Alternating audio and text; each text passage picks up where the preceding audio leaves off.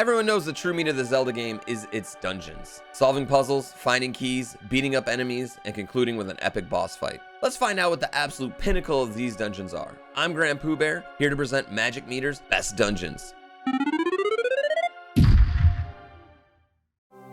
Number 10, the Tower of Spirits. The DS Zelda titles unfortunately took a bit of time finding their footing, and one of the most hotly debated dungeons is the Temple of the Ocean King. Having a dungeon that you return to multiple times was a bold move, and we feel that concept got perfected in the sequel, Spirit Tracks. When you return to the tower, new challenges awaits, with different phantoms for Zelda to possess, and puzzles that use the items you have in your inventory very uniquely. It definitely feels like a check-in with the game on your progress, to make sure that you know how all your equipment functions. The climb is really fun, and it results in the most exciting story moments, and of course, your battle with Burn.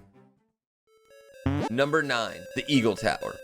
All of the overhead games in the Zelda series are full of really exciting dungeons. Many of them include fun mechanics that build upon the basic find key, open door process. In Link's Awakening, Eagle Tower gives us one of the first mechanics that lets you change the dungeon's structure.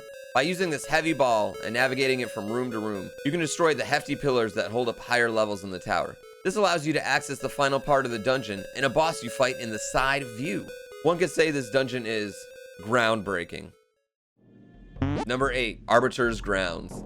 Deep in the corner of the Gerudo Desert, you'll find this spooky dungeon in Twilight Princess, full of horrifying Gibdo, annoying stall children, and the fearsome boss, Stall Lord. This is the first dungeon you face with the ability to freely transform into a wolf, and you'll use it to dig up pulleys and stave off ghoul rats. Of course, there's plenty to do in your Hylian form. Most notably, board your brand new item, the Spinner. You'll be Beyblading through this dungeon, riding on rails on your way to the final room. This dungeon is full of exciting puzzles, fierce battles, and is definitely one of the highlights of the whole game. Number 7, Turtle Rock. We better clarify quick. This is the Turtle Rock found in A Link to the Past. In this one, you'll find the new item, the Mirror Shield, which, at best, isn't that exciting. What is truly the thrill of this dungeon is navigating the moving platform mazes with your Cane of Samaria, and having moments where you walk outside the cliffs of the Dark World as you search for keys you need to progress. This dungeon requires a lot of magic, so you better come prepared, especially with the boss Trinex, requiring both the use of the Fire Rod and Ice Rod. It's a great dungeon and a wonderful way to round up the core dungeons of A Link to the Past. Number 6, Divine Beast, Va Meadow.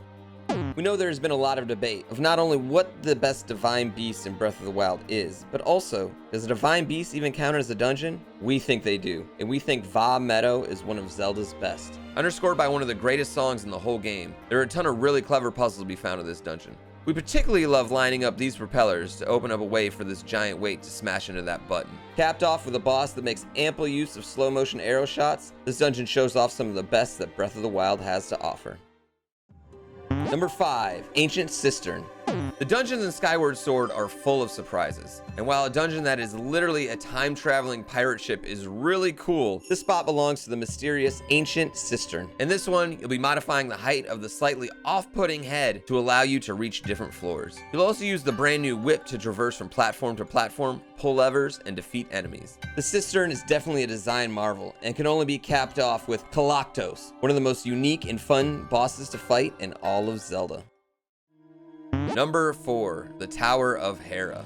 Lots of people agree that the 3D vision found in the Nintendo 3DS is a bit of a gimmick. Putting that aside, it's a welcome gimmick in the Tower of Hera in Link Between Worlds. As you climb this savage spire, you'll encounter plenty of enemies trying to whack you to the floors below. Making use of the required hammer item, you'll be launching yourself to platforms and merging with the walls to find your way. What do you find after the careful climb? It's Moldorm. Everyone loves Moldorm, and that's why we love this dungeon.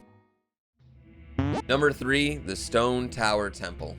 Alright, we'll get it out of the way. This dungeon's music is iconic. Many people look to the Song of Healing or Clocktown as their standout track from Majora's Mask, but this dungeon's tune definitely competes for that top spot. Music aside, you'll have to use your full skill set to conquer this temple. Fire arrows, ice arrows, and even new light arrows.